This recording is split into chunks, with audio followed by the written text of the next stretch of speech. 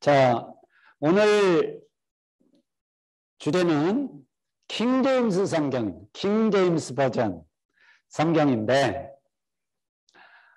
오늘 초점을 킹제임스 버전 성경보다도 조금 제가 사실은 더 많은 내용을 인쇄술에 대해서 제가 좀 말씀을 드리려고 해요. 왜냐하면 이 인쇄술의 발명은 정말 인류의 역사에 큰 기여를 한 거거든요. 너무너무 중요한 발명품인데, 이것이 사실은 성경 번역과도 성경의 역사와도 아주 밀접한 그런 관계를 갖고 있습니다. 여러분, 인쇄술, 인쇄하면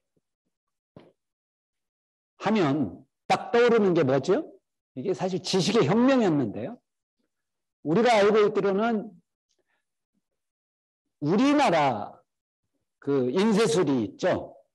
여러분, 이게 이제 우리나라는 청주 흥덕사에 직지 심체 요절이라고 하는 금속활자가 몇 년도에 사실 이게 만들어진 것으로 보이냐면 1377년이에요. 1337년. 그런데 서양에서 이 인쇄술이 발명이 된 것이 언제냐면 구텐베르크 아시죠? 뭐 너무 유명하니까. 구텐베르크가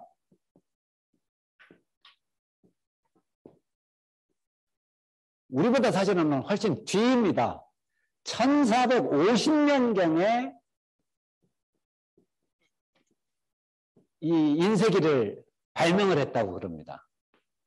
그러니까 우리보다도 한 몇 년이에요. 한참 한 70년, 80년 늦은 거죠. 그런데 이게 우리는 이것을 국가에서 관리를 한 거예요. 고려시대 때. 책 만드는 것을 우리는 국가에서 통제를 했고요. 이 서양에서는 이거를 그냥 놔둬서 그냥 상업 목적으로 이렇게 활용이 된 것으로 보입니다. 그러니까 이게 영향이 이렇게 좀 달랐는데, 이 구텐베르크가 1450년경에 인쇄기를 발명하고 1452년부터 성경을 양피지에다가 성경을 인쇄하는 일을 시작을 합니다. 3년 동안 했다고 그러는데요. 성경을 몇 부를 만들었냐면 180부를 만들었다고 합니다. 여러분, 이 당시에는요, 성경이요, 굉장히 비쌌습니다. 여러분, 성경 한 권 66권, 우리가 갖고 있는 성경 이거 66권 성경 한 권 값이 얼마 정도 했을 것 같아요? 이 당시 유럽에서 필사한 거. 우리는 요즘 집집마다 성경 몇 권씩 있죠. 그런데 인쇄기로 성경을 찍어내기 이전에는 성경 한 권 값이 집 10채 값이었다고 합니다. 그러니까 여러분, 성경 귀하게 여기세요. 지금 우리는 뭐 이거 몇만 원 주면 사지만 이 시대에는 집 10채 값이었다는 거예요. 그러니까 성경 개인이 가질 수 있었겠어요? 없었겠어요? 개인이 성경을 한다는 것은 이거는 어려운 일이었습니다. 그래서 성경은 주로 어디에서 소유를 했느냐? 교회에도 뭐 한 권밖에 없었겠죠. 주로 수도원. 성경이 없으니까 수도원 같은 데도요, 한 사람이 낭독을 했습니다. 수도원에 성경 한 권밖에 없었던 거예요. 그러니까 오늘날은 성경이 너무 많아서 탈이죠. 그래서 어떤 교회 같은 경우는 성경에다가 열쇠를 채워놓은 그런 게 있어요. 실제로 열쇠를 채워놨어요.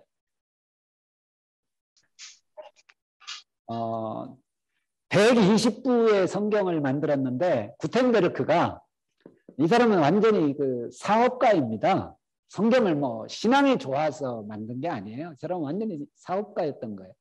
그러니까 자금을 빌려가지고 이 작업을 3년 동안 한 거예요. 그리고 이제 그렇게 비쌌으니까 성경 한 권 값이 뭐 집 10채 값이었다니까. 본인 계획대로만 이게 다 됐으면 뭐 부자가 됐겠죠. 그런데 아마 또 잘 팔리지 않고 제값을 받지 못하고 그랬던 것으로 보입니다. 그래가지고 결국은요, 구텐베르크가 망합니다.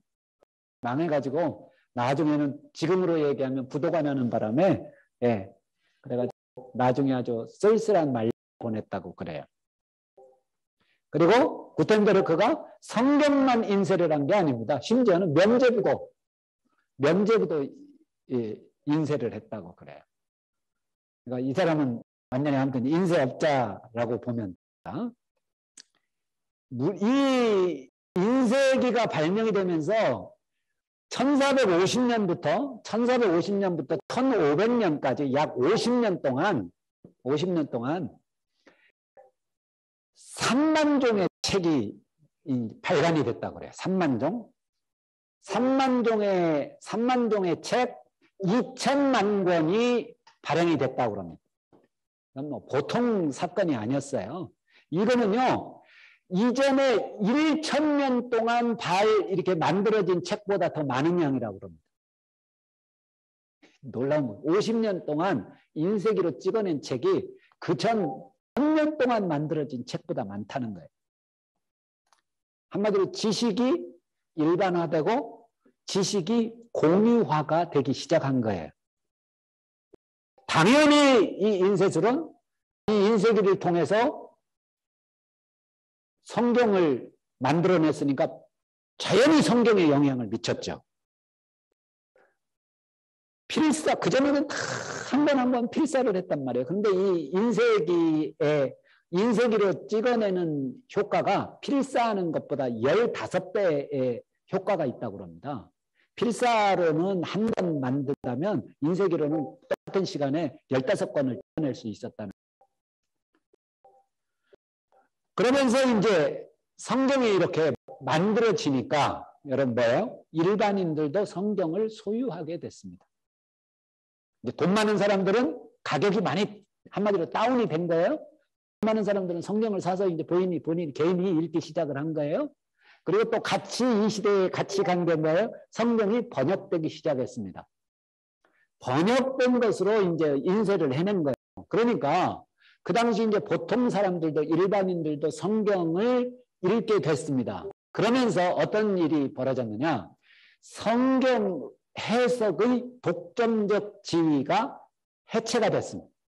왜? 그전에는 성경 해석을 성경도 없으니까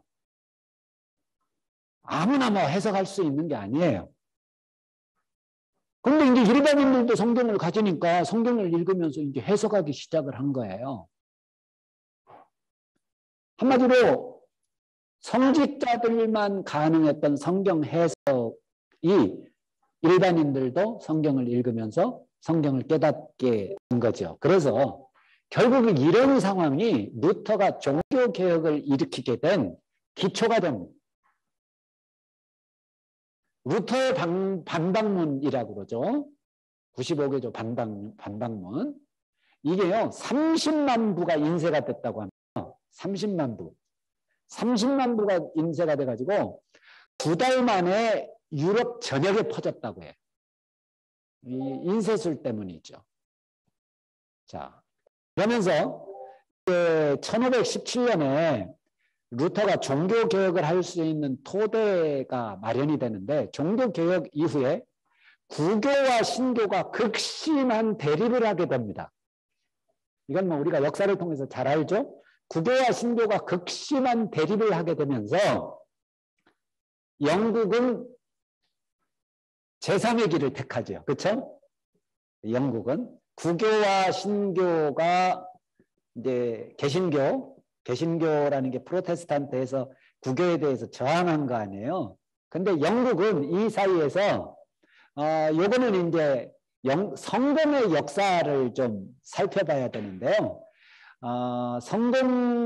성공에는 그 영국의 왕 헨리 8세가 그냥 간단하게 얘기하면 헨리 8세가 헨리 8세가 구교도 아니고 개신교도 아니고 자기의 길을 택하죠. 그래가지고 로마 카톨릭에서 이탈하면서 이 수장령이라는 것을 선포하면서 영국 국교회를 만들어 버린다. 영국 국교회를. 그러면서 이제 성공회가 시작이 되는데 여러분 오늘날 이 성공회 교인의 숫자가 굉장히 많습니다. 전 세계적으로 한 8,500만 명 정도 된다고 그래요. 여러분 미국의 대통령 역대 대통령 가운데 가장 많은 그 종교별로 이렇게 하면 뭐 침례교도 있고 뭐 감리교인인 대통령도 있고 하는데 이 역대 미국의 대통령 가운데 12명이 이 성공회 출신이더라고요. 가장 많아요. 그러니까 우리 한국은 이 성공회가 좀 적죠. 제 이제 친구 중에 한 명이 지금 사실 이제 부산 교구장이기도 한데 대학원 학부는 종신에서 같이 공부했는데 대학원을 이제 성공회로 가서 지금 성공회 신부로 있습니다. 성공회가 이제 헨리 8세가 이렇게 성공회를 만들면서 사실은 이제 성공회예요. 성공회의 제임스 1세 1604년입니다. 1604년 제임스 1세라고 하는 영국의 왕이 제안을 받아요. 성경을 좀 영어로 번역을 했으면 좋겠습니다. 측근으로부터 이 제안을 받고 당대 최고 학자라고 하는 사람들, 이 숫자를 또 조금 뭐 제가 보니까 자료마다 조금 다르더라고요. 뭐 47명, 54명이라고 하는 데도 있고요. 아무튼 그냥 47명으로 봅시다. 47명의 학자를 모아가지고 세 군데로 사람들을 배치를 하고 그룹은 6개로 나눴다고 합니다.